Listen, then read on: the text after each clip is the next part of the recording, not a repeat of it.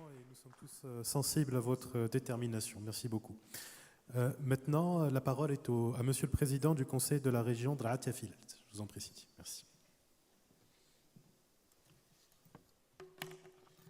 بسم الله الرحمن الرحيم والصلاة والسلام على أشرف المرسلين. أولا قبل كل شيء بغيت نطلب من جميع الأخوات والإخوان باش يقبلوا هذا باش تصبروا معنا شوية. إن جينا في هذا الظرف اللي شوية الوقت دابا وصلت تقريبا الجوج وغادي نرحلوا من المناطق الشمالية للمناطق الجنوبية نشوفوا عاود الطاقة الشمسية ونشوفوا l'économie verte, on chauffe les oasis, on chauffe tout ça. Tout d'abord, permettez-moi d'adresser mes vifs remerciements aux organisateurs de cette conférence importante qui vient à point nommé pour débattre un thème majeur pour le Maroc et pour nos régions. Pour la région de l'Azzabilalt, qui a déjà entamé son programme de développement régional en inscrivant les principes de durabilité et de résilience face aux effets de changement climatique comme axe principal de développement. C'est un musée à ciel ouvert. Il révèle une diversité ethnique, patrimoniale et paysagère, de la montagne vers la plaine et le désert, en passant par les oasis. Ces oasis sont inscrites réserve mondiale de la biosphère depuis 2000 par l'UNESCO. Un espace riche en sites classés, comme le lac Tislit sur Imilchil. En parcs nationaux de montagne, comme le parc national du Haut Atlas oriental, du parc national d'Iriqi, et en vallées pittoresques, telles la vallée de Mgoun et la vallée de Toudra, et bien d'autres. Vous n'êtes pas sans savoir que notre région de Ratiafilalt, véritable fer de lance de la stratégie bas carbone de long terme 2050 du Royaume, a déjà franchi un grand pas dans ce domaine par la réalisation de remarquables projets de production d'énergie verte. Néanmoins, cette région est confrontée à de grands défis étant donné la rareté des ressources hydriques et à cause de l'avancée du désert et à son corollaire, l'ensablement. À l'exception de la zone de montagne, le territoire régional fait face à un faible taux pluviométrique, moins de 100 mm de pluie par an. Dans cette région plutôt aride, l'accès aux ressources hydriques a été un déterminant majeur du peuplement. Alors, de grands projets de mobilisation de l'eau ont été réalisés et d'autres sont programmés pour les années à venir. C'est une région dotée d'un patrimoine naturel humain d'une valeur inestimable, caractérisée par une architecture authentique, une agriculture résiliente, axée sur les produits de terroir et de qualité, une richesse inégalée de son patrimoine minier, un paysage pittoresque doublé d'un climat favorable au développement de l'énergie verte et propice à l'industrie du cinéma. Autant de potentialités riches et diversifiées qui font de Ratiafilalt un territoire attractif et compétitif. L'agriculture. L'agriculture qui joue un rôle important dans notre stratégie bicarbone. Juste pour donner quelques chiffres, dans le cas de deux plans Maroc vert, notre département ou l'agriculture, que je remercie au niveau de ce panel, ils ont planté 3 millions de palmiers d'acier. C'est une région qui a passé d'une superficie de 2000 hectares de goutte à goutte dans les années 82-83 à 60 000 hectares de goutte à goutte. Vous voyez un petit peu l'économie de l'eau. Et ça joue vraiment dans toute cette stratégie que nous sommes en train de débattre actuellement. Ces dates, notre région constitue pratiquement 85% de la production nationale. Nos pommes, il constitue 58% du national, la rose à parfum, 100%. Je cite ces filières parce qu'ils jouent un rôle très important pour tout ce qu'on est en train de discuter. Mesdames et messieurs, dans le cadre de la stratégie de développement à faible émission à gaz à effet de serre, à long terme du Maroc, qui s'articule autour de cette orientation stratégique, dont la première consiste à accélérer le fort développement des énergies renouvelables en vue d'une électricité décarbonée à partir d'un objectif indicatif de 80% à 2050. La région de Raat-Filalt montre un exemple dans le développement des énergies renouvelables. La région de Raat-Filalt abrite ainsi le complexe solaire Nord, qui est le premier projet solaire élaboré dans le cadre de la stratégie énergétique marocaine qui vise à porter la part des énergies renouvelables dans le mix électrique national à plus de 52% à l'horizon 2030.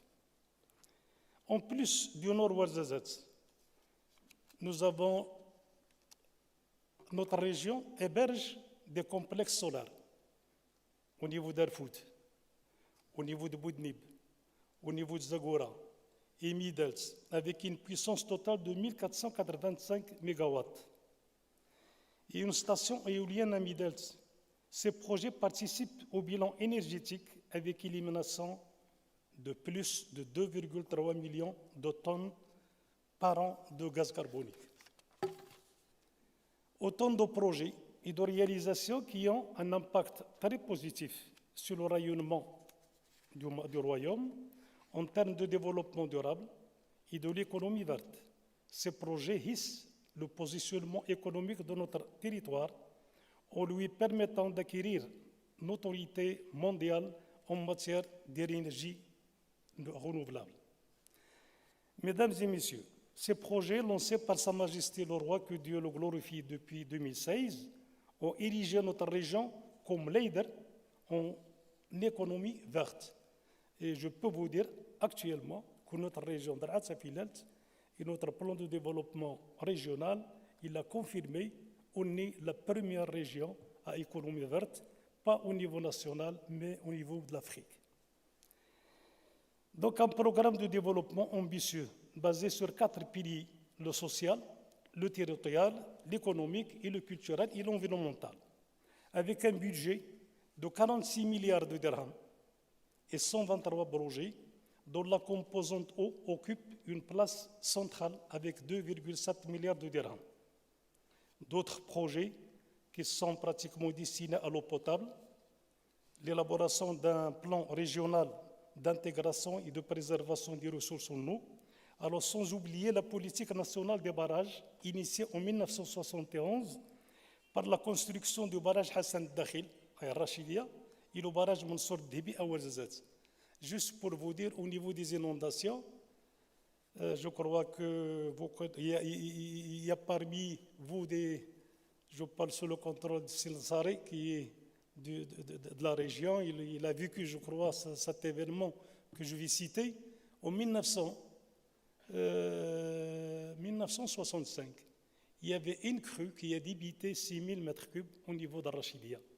C'est une crue qui allait porter toute la région comme inondation. Et grâce au barrage Hassan Dakhil, que d'abord la région il est vraiment protégée par des problèmes des inondations. En plus de la régularisation de l'eau pour créer des espaces agricoles. Alors la même chose pour le cas de Mansour Déby, qui est un barrage important sur la région de Draa et qui a joué un rôle très très important. Ces ouvrages qui jouent un rôle primordial pour la mobilisation des eaux et de surface, servent également à la protection des populations contre les inondations. Alors, fort heureusement, notre région est pourvue de 6 grands barrages d'une capacité globale de 2 milliards et de 3 grands barrages en cours de construction d'une capacité de l'ordre de 579 millions de mètres cubes. Je cite ces investissements, ces infrastructures, parce qu'ils font partie pratiquement de tout ce qu'on est en train de discuter aujourd'hui. Parallèlement à tous ces efforts, le Conseil de la région s'attelle à un programme de protection contre les inondations, de lutte contre l'érosion, d'aménagement. Donc, mesdames et messieurs, les écosystèmes oisiens et des montagnes dans notre région requièrent une attention particulière et soutenue. Alors, ce qu'on a fait au niveau de notre programme de plan de développement régional qu'on vient d'achever, et tout ce que je peux vous dire, que nous avons déjà commencé à travailler au niveau de notre région, nous avons 3 grands espaces. Nous avons un espace de montagne, un espace oisien et un espace pratiquement de dunes de sable et de tourisme.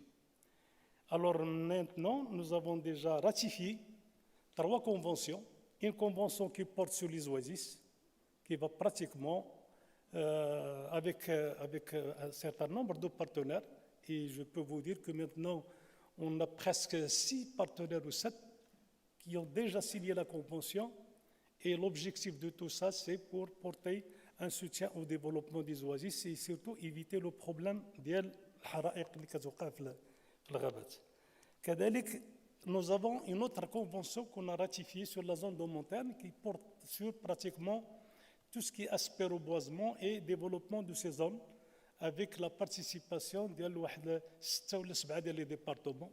La convention, il est validé, il est signé par tous les partenaires et validé par le Conseil régional. L'autre espace, c'est le tourisme, surtout la zone des sables. Ce qu'on a essayé de faire, c'est de travailler avec un certain nombre de partenaires et maintenant, on est sur une grande convention qui dépasse les 1,5 milliard pour le développement du tourisme au niveau de ces régions. Donc, mesdames et messieurs, c'est juste un peu pour ne pas trop tarder. Nous sommes en train maintenant de travailler au niveau de notre région sur tout ce qui est économie verte. Nous avons tracé la région de Raat Village comme le leader de cette économie verte. Et maintenant, avec les complexes qu'on a, le solaire, l'éolien, l'économie de l'eau, normalement, on est très fiers et bientôt, on aura de grandes réalisations scientifiques. On aura notre université qui va être créée sur Rachidia, de Raat Village, et on aura un CHU qui va porter sur eux. Alors, juste pour vous dire, pour ne pas tarder, j'ai essayé un petit peu de passer le... Alors, mesdames et messieurs, des chantiers de transformation préconisés par le nouveau modèle de développement exigent la mobilisation de partenariats internationaux autant pour renforcer l'investissement que pour consolider les transferts de technologies et de savoir-faire dans le cadre de coopération et partenariat régional en faveur d'une complémentarité État-région, du développement d'écosystèmes économiques intégrés, de l'aménagement de l'espace et des lieux de vie et la préservation des ressources naturelles pour favoriser l'émergence de territoires prospères, résilients et durables. On ne peut pas aborder la coopération internationale sans saluer les efforts de ces acteurs dans le Maroc et dans la région de Azavillelt. Nous avons pratiquement un certain nombre de partenaires. Je remercie la Banque mondiale, la Banque islamique, la FD, la GIZ, la FAO, la Banque, le Fonds d'adaptation, le Fonds vert, le JICA, donc, et d'autres. Alors, je crois que maintenant, avec notre plan de développement régional, je lance un appel à ces partenaires de nous soutenir pour un petit peu lancer ces projets et nous assurer un financement pour qu'on puisse être au rendez-vous des ambitions de notre stratégie économie verte. Alors, on vient de mobiliser tout le potentiel que recèlent ces partenaires internationaux pour le positionnement de la région dans ces domaines de prédiction et pour renforcer sa compétitivité et son attractivité, le Conseil de Raat Village a consacré un budget important pour la promotion du territoire et faciliter et encourager tous les investissements de développement propres dans tous les domaines et s'inscrit parfaitement dans tout partenariat à même de rehausser la capacité de résilience climatique de la région.